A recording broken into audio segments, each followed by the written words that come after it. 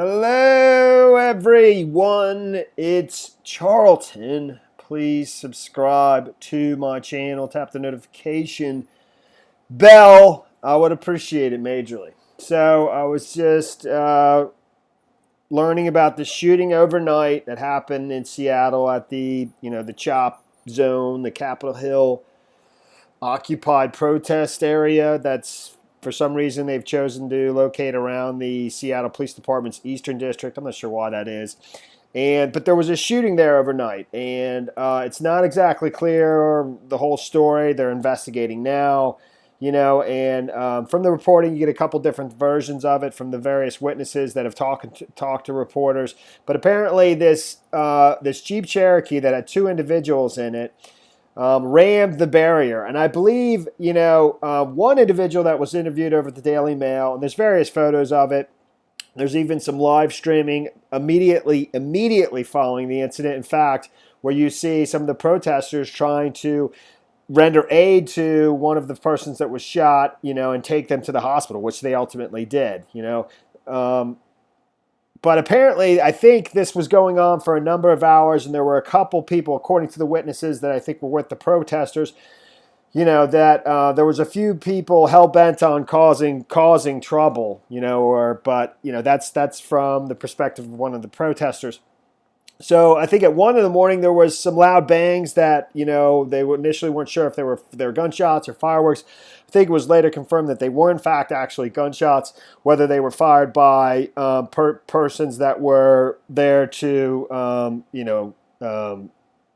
instigate the protesters or from the protesters' security forces, because the CHOP protesters have their own security, and I believe that's just armed citizens with various weapons that they have legal permits to carry, openly. And actually, that's who ultimately fired at the two individuals that were in this Jeep Cherokee that rammed the barriers. But I think they circled the block first and then rammed the barriers. The one individual that was sort of describing what happened, who I think was live streaming for Converge Media, or he was just live streaming and he's basically just either sold that footage, sold his material to Converge Media, or he was with Converge Media. He described it as they did one drive-by and they shot the two individuals in the Jeep Cherokee that rammed the barriers, then came back around and smashed into the barriers. And when they did, again, there's multiple versions. The reporting says that these two individuals that were in the Jeep Cherokee after they rammed the barrier immediately opened fire on the protesters, and then they were met with fire from the CHOP security forces, the people who are with the protesters, to basically armed citizens, as I understand it. There's various photos. That's the Jeep Cherokee there, and there it is. Pictures of the inside of it with blood all over it from the two individuals that were driving it that rammed that barrier. Most of the pictures that you see of it are of the vehicle not at an angle smashed into the barrier. It had been pulled out by whomever, possibly the protesters trying to assist these people after they were shot, and it's sort of parallel. But this is the only photo where you see of it, over at NBC, which is tiny. You can barely even see it in my video, I'm sure, where it's actually, smashed into the barrier. So, whether or not they opened fire on the protesters or not, after smashing into the barrier, they were met with gunfire by the CHOP security forces. And there was, these two individuals have not been identified. However, one of the two, I believe, is a 14-year-old, teenage boy. And the other one, I guess, is somebody that's of adult age, basically over 18. I mean, one of the persons that gave an interview over at the Daily Mail that described what was going on all night, and he didn't actually see the Jeep Cherokee smashed into the barrier or anything that happened in that particular incident. But he described them as kids that were causing trouble. So I don't know if this is a 14-year-old, accompanied with somebody who's, just around 18 or just all over 18, or somebody that's, much older than 18. I'm not real sure. And ultimately, I'm fairly certain, we don't know for sure, but I'm pretty sure that the 14-year-old is still alive and in critical condition. And the person who I assume was probably driving the vehicle, who's over 18, as I understand it, was ultimately killed. And the 14-year-old, they were both pulled out of the Jeep Cherokee by protesters who were trying to help them after they had been shot by the CHOP security forces. And the 14-year-old, as I understand it, was taken by other protesters in just a regular vehicle, a person's vehicle, to the hospital. And actually, at some point, because the vehicle that was trying to take him to the hospital was within the CHOP zone, which is surrounded by barriers, and there's only select locations where you can come in and out. It was sort of chaotic, and they couldn't get out, and they were trying to get out as quickly as possible. And they got this kid who's potentially dying and bleeding to death. Eventually they were able to get out and get to the hospital, and to the best of my knowledge, he's still in critical condition. The other individual, who I assume is an adult, was taken to the hospital 15 minutes later. It's actually the fire department, probably because the paramedics were working on him on the scene as this is unfolding. He got there a little bit late, to the hospital a little bit later, even though he was taken by the actual fire department personnel, the EMTs and so forth. And he did succumb to his injuries. He died. So there's one person who's dead and one person who's in critical condition. There's one. Many of the reports describe how one of the persons was injured. One of the victims had gunshot wounds to their hip, arm, and the temple. I'm fairly certain that is the 14-year-old that was driven to the hospital by other protesters and who was given aid. I mean, in one account, I believe it's this, and I'm not going to play it, one of the witnesses was in the car that drove him to the hospital, and he describes how he took off his mask, I think, to put a tourniquet around his arm. And actually in this video here, you'll see right now, Seattle police, they towed that car away. I'm hoping to show you video of that right now. The reason they towed that, these citizens who brought the victim to the hospital here, they were also, they have gone pieced together what exact that car that transported the citizens in the CHOP area, trying to figure out how to get out, how to get around the barricades and get that victim to the hospital as soon as they could to possibly save his life. So a very chaotic situation there. Could not figure out how to get out of the area. Scary situation. So that car there has the 14-year-old. That's a protester's car with protesters in it that are trying to help the 14-year-old and trying to get him to the hospital. And they couldn't figure out how to get out because there's only certain locations where you can get in and out of the CHOP zone. So there's other footage of the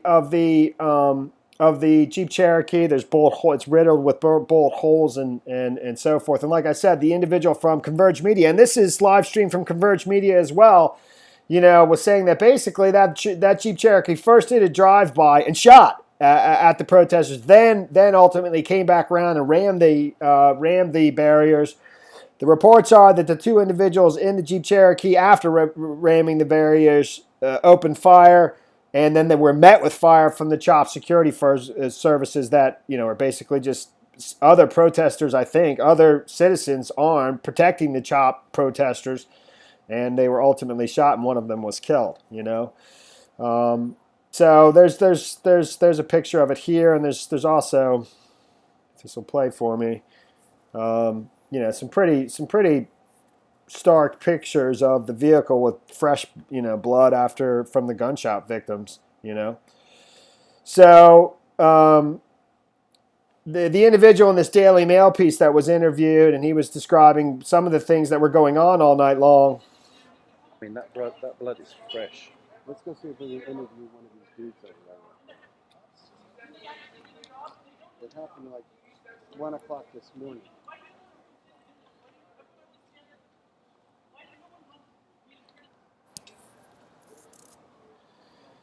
See there, you see the tires blown out, and like I said, by then it's already pulled away from the barriers and sort of almost ready to be towed, and it's probably going to be towed not long after that, after the police have investigated.